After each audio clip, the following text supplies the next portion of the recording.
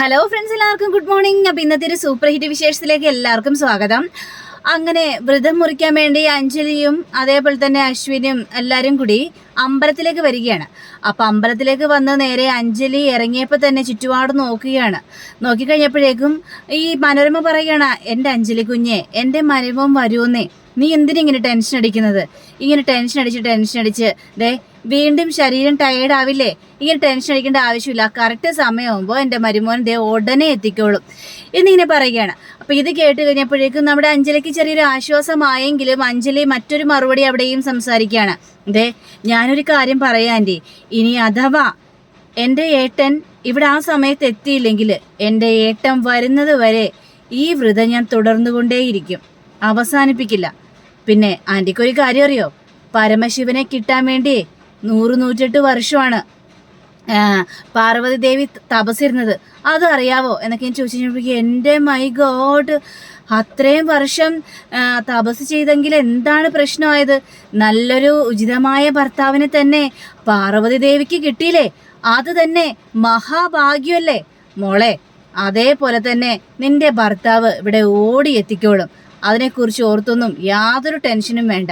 ഇനി ഇവിടെ നിന്ന് സമയം കളയണ്ട, വാ നമുക്ക് അങ്ങോട്ടേക്ക് പോകാം എന്നും പറഞ്ഞുകൊണ്ട് വിളിച്ചോണ്ട് പോവുകയാണ്.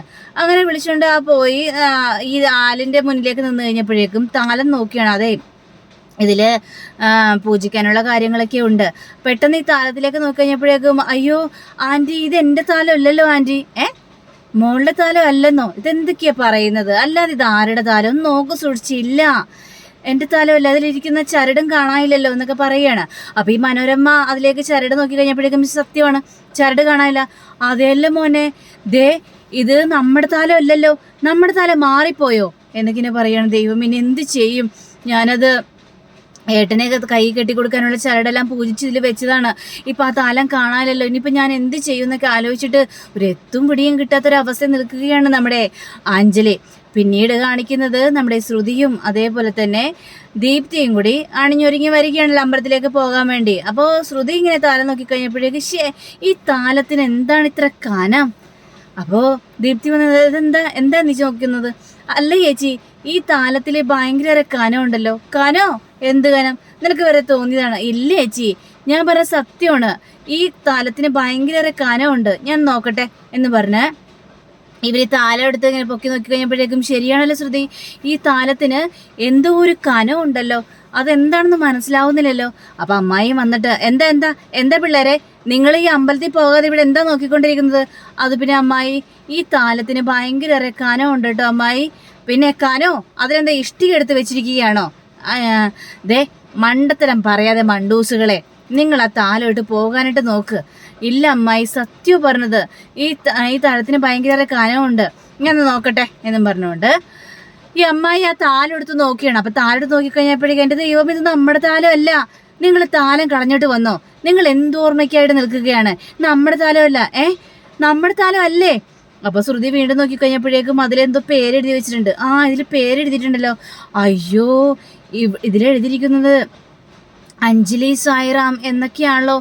ദൈവമേ, അപ്പം ഇത് അഞ്ജലി ചേച്ചിയുടെ താലമാണല്ലേ? മാറിപ്പോയല്ലോ. ഇനിയിപ്പോൾ എന്താ ചെയ്യേണ്ടത്? അയ്യോ, ഇനിയിപ്പോൾ എന്ത് ചെയ്യാനാണ്? ഇനിയിപ്പോൾ ഒരു കാര്യം ചെയ്യാം, താലം കാണാതെ ആ ചേച്ചി ഭയങ്കര സങ്കടപ്പെട്ടിരിക്കുകയായിരിക്കും. കണ്ടോ, ഇതിലെന്തൊക്കെയോ പൂജിച്ച് ചരടൊക്കെ വെച്ചിട്ടുണ്ട്. ചിലപ്പോൾ ആ ഭർത്താവിൻ്റെ കയ്യിൽ കെട്ടിക്കൊടുക്കാൻ വേണ്ടിയായിരിക്കും അഞ്ജലി ചേച്ചി ഈ ചരടെല്ലാം പൂജിച്ച് ഇതിനകത്ത് വെച്ചിരിക്കുന്നത്. നമ്മളിപ്പോൾ ഇതും കൊണ്ട് പോയി കഴിഞ്ഞാൽ ആ ചേച്ചി ആകെ സങ്കടപ്പെടില്ലേ? അതുകൊണ്ട് വേണ്ട, ആ ചേച്ചിക്ക് കൊണ്ട് ഈ താലം കൊണ്ട് കൊടുത്തേക്കാം. വെറുതെ എന്തിനാ സങ്കടപ്പെടുത്തുന്നത്? നിങ്ങളെക്കൊണ്ടേ വല്ലാത്ത മേടാണ്, നിങ്ങളെക്കൊണ്ട് തോറ്റു, അല്ലാതിപ്പോൾ എന്തു പറയാനാണ്? നിങ്ങൾ ശരി, എന്താന്ന് വെച്ചാൽ ചെയ്യേ, നമുക്ക് എത്രയും പെട്ടെന്ന് ഈ താലം കൊണ്ട് കൊടുക്കുക ചേച്ചി. അങ്ങനെ ഇവർ രണ്ടുപേരും കൂടി താലമായിട്ട് ഇറങ്ങുകയാണ്. താലമായിട്ട് ഇറങ്ങിയ വഴിയിലേക്ക് എത്തിക്കഴിഞ്ഞപ്പോഴേക്കും ഓട്ടോറിക്ഷ കാത്ത് നിൽക്കുകയാണ്. അപ്പോൾ ഒരു ഓട്ടോറിക്ഷ വരികയാണ്. ഓട്ടോറിക്ഷയ്ക്ക് കൈ കാണിച്ചിട്ട് മഹാദേവ ക്ഷേത്രത്തിലേക്ക് പോകണമെന്നും പറയുകയാണ്. അപ്പോൾ വേറൊരാൾ വന്ന് കൈ കാട്ടുകയാണ് ഈ ഓട്ടോറിക്ഷയിൽ. അപ്പോൾ ശ്രീവിലാസത്തിലേക്ക് പോകണമെന്ന് പറയുകയാണ്. അപ്പോൾ പെട്ടെന്ന് ശ്രുതി നോക്കി കഴിഞ്ഞപ്പോഴേക്കും ആരാണ്? ശ്യാം സാറ്. അയ്യോ ശ്യാം സാറ് എവിടെ പോകുന്നു? അല്ല, നിങ്ങളെവിടെ പോവുകയാണ്? അതെ, ഒരു കയ്യബദ്ധം പറ്റിപ്പോയി ശ്യാം സാറേ. ഇന്നലെ അമ്പലത്തിൽ പോയില്ലായിരുന്നോ? ആ സമയത്തെ ഈ താലത്തട്ട് മാറിപ്പോയായിരുന്നു. ഇത് അഞ്ജലി ചേച്ചിയുടെ താലത്തട്ടാണ്. ആ അഞ്ജലി സായിറാം ചേച്ചിയില്ലേ, ആ ചേച്ചിയുടെ താലത്തട്ടാ. ഇതിപ്പോൾ എൻ്റെ കയ്യിലായിപ്പോയി പാവൻ ചേച്ചി.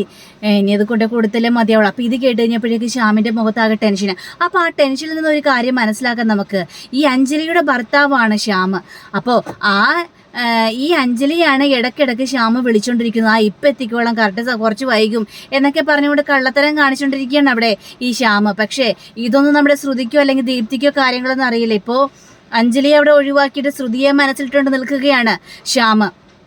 അപ്പോൾ നമ്മുടെ ശ്യാമാണെങ്കിൽ ആണോ അങ്ങനെയാണെങ്കിൽ നിങ്ങൾ ഇതുകൊണ്ട് കൊടുത്തോ, അതൊന്നും കുഴപ്പമില്ല, ശ്യാം സാറ് ഏതായാലും ഓട്ടോറിക്ഷയിലേക്ക് കയറിക്കോ, പോണ വഴി ശ്യാം സാറിന് ഇറങ്ങാലോ, അതിൻ്റെ ആവശ്യമില്ല, ഞാൻ വേറെ ഓട്ടോറിക്ഷ വിളിച്ച് പോയിക്കോളാം, നിങ്ങൾ ഏതായാലും പോയി ആ തലത്തട്ട് കൊണ്ടേ പെട്ടെന്ന് കൊണ്ട് കൊടുത്തിട്ട് വാ എന്ന് പറഞ്ഞുകൊണ്ട് ഇവരെ പറഞ്ഞു വിടുകയാണ്.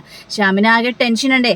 അതുകൊണ്ട് തന്നെയാണ് ആ ക്ഷേത്രത്തിലേക്ക് വ്രതം മുറിക്കാൻ വേണ്ടി പോകണ്ട എന്ന് ശ്യാമ് പറഞ്ഞത്. അങ്ങനെ ശ്യാമ പറഞ്ഞില്ല, അവിടെ വന്നിട്ടുണ്ടെങ്കിൽ ശ്യാമിനെയും കാണുമല്ലോ, അപ്പം അഞ്ജലിയുടെ ഭർത്താവാണെന്ന് മനസ്സിലാക്കുമല്ലോ. അപ്പോൾ അതില്ലാതിരിക്കാൻ വേണ്ടിയാണ് ആ കാര്യം അവിടെ പറഞ്ഞത്. അങ്ങനെ ഇവർ രണ്ടുപേരും കൂടി നേരെ അങ്ങോട്ട് ഇറങ്ങുകയാണ്. അപ്പോൾ പക്ഷേ ഈ സമയം തന്നെ നമ്മുടെ അഞ്ജലിയൊക്കെ ആകെ ടെൻഷൻ അടിച്ച് നിൽക്കുകയാണല്ലോ. അപ്പം അശ്വിൻ വന്നിട്ട് എന്താ പറ്റിയത്, എൻ്റെ പൊന്നു മോനെ ഇത് കണ്ടോ, അഞ്ജലിയുടെ തട്ട് മാറിപ്പോയി, ഇനി എന്ത് ചെയ്യണമെന്ന് അറിയാൻ പാടത്തൊരവസ്ഥയിൽ നിൽക്കുകയാണ് അഞ്ജലി. ചേച്ചി ഇനിയിപ്പോൾ എന്ത് ചെയ്യാനാണ് ചേച്ചി എന്താ ചേച്ചി കരയാണോ? അശ്വിനെ എനിക്കാകെ സങ്കടം തോന്നുന്നു കുഞ്ഞാ. കാരണം ഏട്ടൻ്റെ കയ്യിലേക്ക് കെട്ടിക്കൊടുക്കാൻ വേണ്ടി ഞാൻ ചരടെല്ലാം പൂജിച്ച് ആ താലത്തിൽ വെച്ചിട്ടുണ്ടായിരുന്നു. ഇപ്പം അതൊന്നും കാണാതെ ആര് കൊണ്ടുപോയെന്ന് പോലും അറിയാതെ വല്ലാത്തൊരവസ്ഥയിലാണ് നിൽക്കുന്നത്. എന്ത് ചെയ്യണമെന്ന് അറിയാൻ പാടില്ല കുഞ്ഞെന്നും പറയുകയാണ്. അപ്പോൾ ഇത് കേട്ടുകഴിഞ്ഞപ്പോഴേക്ക് നമ്മുടെ അശ്വിനാണെങ്കിൽ ഞാനൊരു കാര്യം ചെയ്യാം, വേറെ തലത്തിനുള്ള അറേഞ്ചൊക്കെ ചെയ്യാം, അല്ലാതെ വേറെ നിവൃത്തിയില്ലല്ലോ, അല്ലാണ്ട് ഇപ്പം എന്ത് ചെയ്യാനാണ്, ചേട്ടൻ വരുമ്പോഴത്തേക്ക് എല്ലാം ചെയ്യണ്ടേ. അങ്ങനെ അശ്വിൻ അങ്ങോട്ട് പോവുകയാണ്. അപ്പോൾ അശ്വിൻ അങ്ങോട്ട് പോയി കഴിഞ്ഞപ്പോഴേക്ക് നമ്മുടെ ശ്രുതിയും അതേപോലെ തന്നെ ദീപ്തിയും അമ്പലത്തിലെത്തുകയാണ് താലമായിട്ട്. അപ്പോൾ ഭയങ്കര സ്റ്റൈലായിട്ടാണ് അവിടെ എത്തുന്നത്. അപ്പം ഭയങ്കര സ്റ്റൈലായിട്ട് നല്ല ഗമ കാണിച്ചൊക്കെ നമ്മുടെ ശ്രുതി നടക്കുകയാണ്. അപ്പം ചുറ്റുപാടൊക്കെ ഇങ്ങനെ നോക്കുകയാണ്. ചുറ്റുപാട് നോക്കിക്കഴിഞ്ഞപ്പോഴേക്കും പെട്ടെന്ന് നോക്കിക്കഴിഞ്ഞപ്പോഴും അശ്വിൻ കാറിൻ്റെ മുന്നിൽ നിന്ന് ഫോൺ വിളിച്ചുകൊണ്ടിരിക്കുന്നു. അശ്വിനെ കണ്ടു കഴിഞ്ഞപ്പോഴേക്കും ഈ ശ്രുതിക്ക് ഭയങ്കര ടെൻഷനായി. ഒന്നാമത്തെ വൃദ്ധമാണല്ലോ, ആ സമയത്ത് ടെൻഷൻ കൂടി വെച്ച് കഴിഞ്ഞപ്പോഴേക്കും ശ്രുതിക്ക് വല്ലാതൊരു തല കറങ്ങുന്നൊരവസ്ഥ. അപ്പോൾ ശ്രുതി അവിടെ തന്നെ നിൽക്കുകയാണ്. അപ്പോൾ ദീപ്തി ഇയാളെ കാണുന്നുമില്ല, ഈ അശ്വിനെ കാണുന്നുമില്ല. അപ്പോൾ ദീപ്തി ചോദിക്കുകയാണ്, എന്ത് പറ്റി മോളെ, നിനക്ക് എന്താ പറ്റിയത്? ചേച്ചി എനിക്ക് വല്ലാതെ തോന്നുന്നു ചേച്ചി, എനിക്കൊരു കാര്യം ചെയ്യും, നീ ഇവിടെ നിന്ന് ഞാൻ കൊണ്ടേ അഞ്ജലി ചേച്ചിക്ക് ഈ താലം കൊണ്ട് കൊടുത്തോളാം, ശരി ചേച്ചി എന്ന് പറഞ്ഞുകൊണ്ട് ഈ ദീപ്തി അങ്ങോട്ട് പോവുകയാണ്. പക്ഷേ കുറച്ച് അഞ്ജലി ഇങ്ങനെ നടന്നു കഴിഞ്ഞപ്പോഴേക്കും അഞ്ജലിക്ക് പെട്ടെന്ന് തലകറങ്ങി വീഴാൻ പോകുന്നൊരവസ്ഥ. അങ്ങനെ കണ്ട് നമ്മുടെ അശ്വിനാണെങ്കിൽ പെട്ടെന്ന് അഞ്ജലി അങ്ങോട്ട് കോരി അങ്ങോട്ട് എടുക്കുകയാണ്. വട്ടം എടുത്തിട്ട് അഞ്ജലിയും കൊണ്ട് നടക്കുകയാണ്. ഈ സമയം തന്നെ നമ്മുടെ അഞ്ജലിയല്ല, ശ്രുതിയും കൊണ്ട് നടക്കുകയാണ്. കുറച്ച് തെറ്റിപ്പോയിട്ടോ, ശ്രുതിയും കൊണ്ട് നടക്കുകയാണ്. അങ്ങനെ ഈ അഞ്ജലിയുടെ അടുത്ത് ദീപ്തി എത്തുകയാണ്. ചേച്ചി ഒരു കയ്യബദ്ധം പറ്റി ചേച്ചി, താലം മാറിപ്പോയി, ഇന്നലെ ശ്രുതി ഈ താലം ചേച്ചിയുടെ താലമാണ് എടുത്തുകൊണ്ട് പോയത്, ചേച്ചി ക്ഷമിക്കണം ചേച്ചി എന്ന് പറയണം. അപ്പോൾ ഇത് കേട്ട മനോരമയാണെങ്കിൽ താലം മാറിപ്പോയതാണോ അല്ലെങ്കിൽ ഇത് വിലപിടിപ്പുള്ള താലമാണെന്ന് അറിഞ്ഞിട്ട് എടുത്തുകൊണ്ട് പോയതാണോ എന്ന് ചോദിക്കുകയാണ്. അപ്പോൾ അവിടെ ആകാശ് നിൽക്കുന്നുണ്ടായിരുന്നു. ആകാശ് നമ്മുടെ ദീപ്തി തന്നെ ഇങ്ങനെ നോക്കുകയാണ്. അപ്പോൾ അഞ്ജലിക്ക് ഈ ഒരു വർത്തമാനം കേട്ട് കഴിഞ്ഞപ്പോഴേക്ക് തീരെ ഇഷ്ടപ്പെട്ടില്ല. അപ്പോൾ ദീപ്തി ആണെങ്കിൽ അങ്ങനെ ഞങ്ങൾക്ക് താലം അങ്ങനെ എടുക്കേണ്ട ആവശ്യമൊന്നുമില്ല, മോഷ്ടിക്കേണ്ട ആവശ്യവും ഞങ്ങൾക്കില്ല, സത്യമായിട്ടും ഞങ്ങൾക്ക് മാറിപ്പോയതാണ് എന്നിങ്ങനെ പറയുകയാണ്. അപ്പോൾ നമ്മുടെ അഞ്ജലിയുടെ കയ്യിൽ കൊടുത്തിട്ട് ഏതായാലും സമാധാനമോ, ഈ താലം തിരിച്ച് കയ്യിൽ കിട്ടിയല്ലോ. അല്ല ശ്രുതി എവിടെ എന്ന് ചോദിക്കുകയാണ്. അല്ല ശ്രുതി അവിടെ ഉണ്ട്, പിന്നെ ഞങ്ങൾ ഈ അമ്പലത്തിലല്ല വ്രതം മുറിക്കുന്നത്. അതെന്താ ഈ അമ്പലത്തിൽ വ്രതം മുറിക്കാത്തത്? പെട്ടെന്ന് തന്നെ ഈ അമ്പലത്തിൽ വ്രതം മുറിക്കുന്നതല്ലേ നല്ലത്. ശ്രുതിയെ വിളിച്ചിട്ടോ, ഏതായാലും ഇവിടം വരെ വന്ന സ്ഥിതിക്ക് ഇവിടെ വെച്ച് വ്രതം മുറിച്ചിട്ട് പോയാൽ മതി, അതാണ് നല്ല കാര്യം എന്ന് ഈ അഞ്ജലി പറയുകയാണ്. ശരിയെന്ന് പറഞ്ഞുകൊണ്ട് ശ്രുതിയെ വിളിക്കാനായിട്ട് പോവുകയാണ്. സമയം തന്നെ നമ്മുടെ അശ്വിൻ അഞ്ജലിയെ ഒരു സ്ഥലത്ത് ഇങ്ങനെ ഇരുത്തിയിട്ട് കുറേ വെള്ളം കൊടുക്കുകയാണ്. അപ്പം ശ്രുതി ഇപ്പോഴും കാണുന്നില്ല നമ്മുടെ അശ്വിനെ. അപ്പോൾ ശ്രുതിയാണെങ്കിൽ വെള്ളം മോന്തി ഇങ്ങനെ കുടിച്ചുകൊണ്ടിരിക്കുന്ന സമയത്ത് പെട്ടെന്ന് ഇനിയും കുറച്ചും കൂടി വെള്ളം തായെന്ന് പറഞ്ഞുകൊണ്ട് വീണ്ടും വെള്ളം കുടിക്കുകയാണ്. അങ്ങനെ വെള്ളം കുടിച്ചിട്ട് പെട്ടെന്ന് ശ്രുതി നോക്കിക്കഴിഞ്ഞപ്പോഴേക്കും നിൽക്കുന്നു അശ്വിനെ കണ്ട ശ്രുതിയാണെങ്കിൽ അവിടെ നിന്ന് ചാടി എണീറ്റ് നിങ്ങളോ എന്ന് ചോദിക്കുകയാണ്. നിങ്ങൾ എന്തിനാ എനിക്ക് വെള്ളം തന്നത്? എനിക്ക് വ്രതമാണെന്ന് അറിയാൻ പാടില്ലേ? അല്ല, നീ പെട്ടെന്ന് തലയിറങ്ങിയപ്പോൾ ഞാൻ വെള്ളം തന്നു മാത്രമേ ഉള്ളൂ എന്ന് വിചാരിച്ച് ദൈവം ഇനി ഞാൻ എന്ത് ചെയ്യും?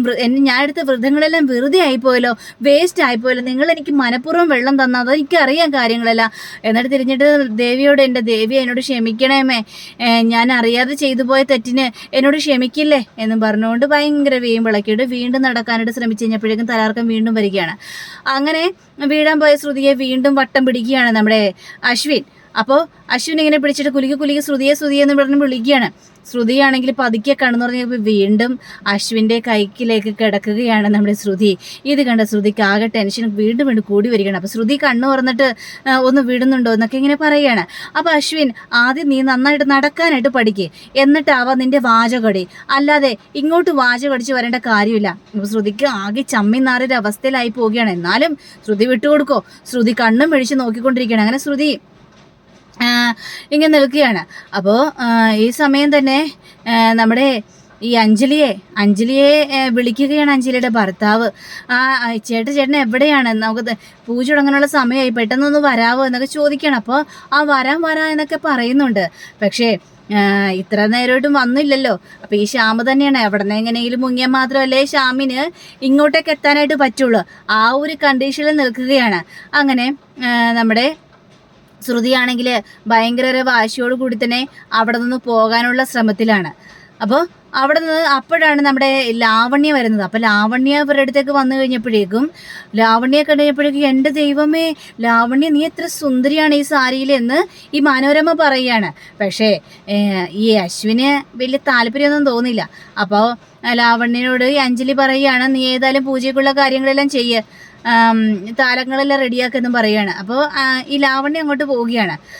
ലാവണ്യ അങ്ങോട്ട് പോയി കഴിഞ്ഞപ്പോഴേക്കും നമ്മുടെ ശ്രുതിയും ഇത് അശ്വിനും കൂടി കണ്ടുമുട്ടിരിക്കുകയാണല്ലോ. അപ്പോൾ ശ്രുതിക്ക് ആകെ കണ്ണും പിടിച്ച് നോക്കിയിട്ട് നേരെ നടക്കുകയാണ്, എന്തോ വലിയ ആളെപ്പോലെ എന്ന രീതിയിൽ തന്നെയാണ്. അപ്പോൾ ശ്രുതിയെ കണ്ണെടുക്കാതെ നോക്കുകയാണ് നമ്മുടെ അശ്വിന്. അപ്പോൾ അങ്ങനെയും കാണിച്ചുകൊണ്ടാണ് ഇന്നത്തെ റിവ്യൂ ഇവിടെ അവസാനിച്ചിരിക്കുന്നത്. അടുത്ത റിവ്യൂവിനെ കാത്തിരിക്കുക, സബ്സ്ക്രൈബ് ചെയ്യുക. എല്ലാവർക്കും നല്ലൊരു ദിനം ആശംസിച്ചു. നമസ്കാരം, thank you, see again, by.